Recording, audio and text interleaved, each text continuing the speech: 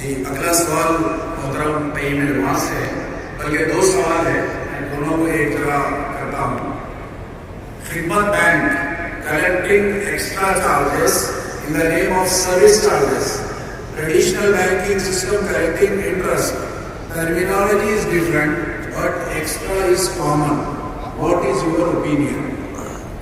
اسی سے متعلق دوسرا سوال ہے کہ سیوا میکس میں قرض کی رقم پر 4% اضافی رقم کی وصولی سود ہے. اگر جماعت کو فتاوی حاصل بھی ہیں تو مشتبہ رقم وصول کر کے حرام کام کرنے کی کیا ضرورت ہے؟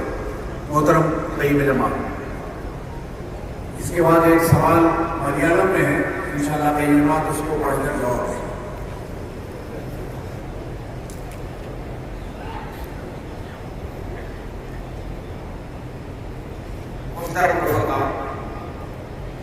ہندوستان میں جماعت اسلامی کے مقامی حلقوں کے مقامی جماعتوں کے نگرانی میں بہت سارے بلاسمتی قرض سوسائٹیاں چل رہی تھیں، لیکن چند سال پہلے گورنمنٹ کا ایک لا آیا کہ ان آتھرائزڈ ڈپوزٹ اسکیمز نہیں چلا سکتا ہے.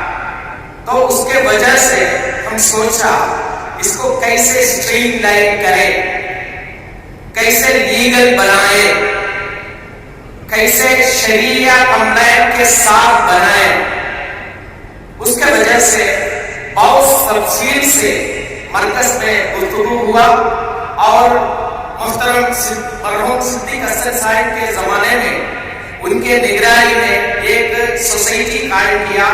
وہ ایک چیریٹیبل سوسائٹی ہے، سہولت مائکرو فائنانس سوسائٹی.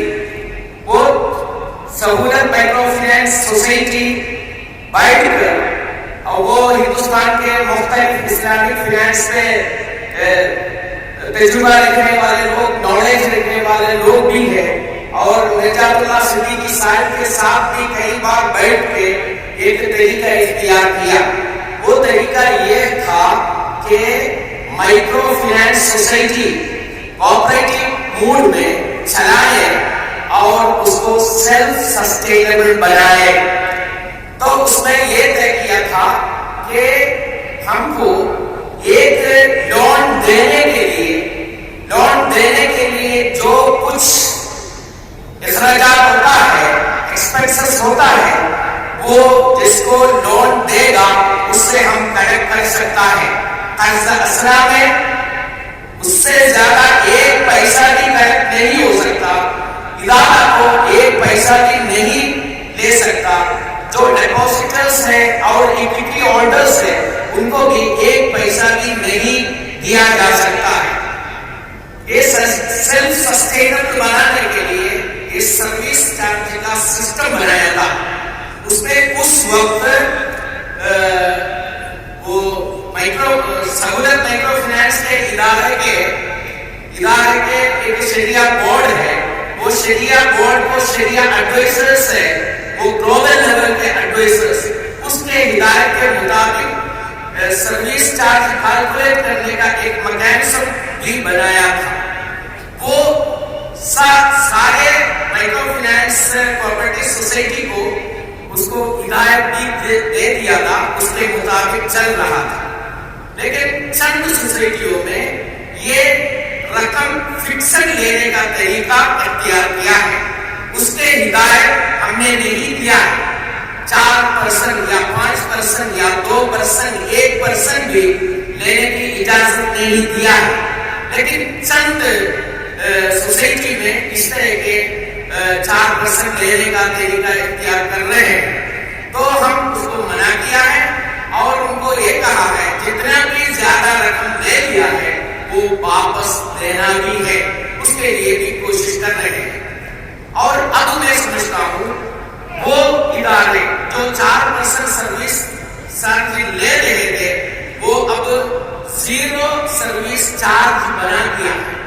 اب وہ شکایت کی گنجائش نہیں ہے میرے علم کے مطابق. اور ہمارے شریعہ کونسل بنانے کے بعد ہمارے مرکز میں جماعت इस्लामी के शरिया काउंसिल बनाने के बाद बाकायदा शरिया काउंसिल से भी हम एक फतवा ले लिया है, और उसके बाद भी शिकायत आने की वजह से मुहतरम अमीर जमात शरिया काउंसिल को हिदायत दी है, तो आप जाकर मुख्तलिफ सोसाइटियां विजिट कीजिए, वहां के लोगों से मिलिए, शिकायत मालूम कीजिए। अगर शरीयत के खिलाफ कोई अमल वहां होता है वो आप रिपोर्ट कीजिए। एक बार मुख्तलिफ जगह वो विजिट किया और ऑडिट भी किया और उसका रिपोर्ट जमात के सामने पेश किया और उनको हिदायत दे दिया जहां जहां गलती हो रही है वो गलती को ठीक करना चाहिए, और दोबारा वो ठीक करने के बाद दोबारा ऑडिट कर रहे हैं। जमात इस्लामी किसी फतवे के मुताबिक एक पैसा भी सूद के शबीह चीज लेने के हक में नहीं है। वाज़ी हिदायत दिया है, वो हिदायत के मुताबिक कोई गलती कहीं भी हो रही है उसके खिलाफ हम कार्रवाई करेंगे इंशाअल्लाह। दूसरा एक सवाल ये है, പുതിയ മേധാവിയെ നമ്മുടെ പ്രധാന വിഷയമാണ് ഇസ്ലാമോഫോബിയക്ക് എങ്ങനെ എതിരെ ഒരു പൊതുബോധം ഉണ്ടാകും.